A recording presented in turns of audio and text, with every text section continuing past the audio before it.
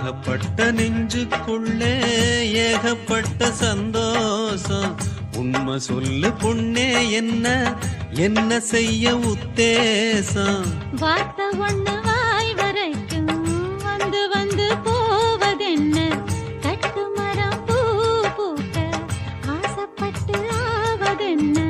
கட்டுத்தறி காள நானே, கண்ணுக்குட்டி ஆனேனே.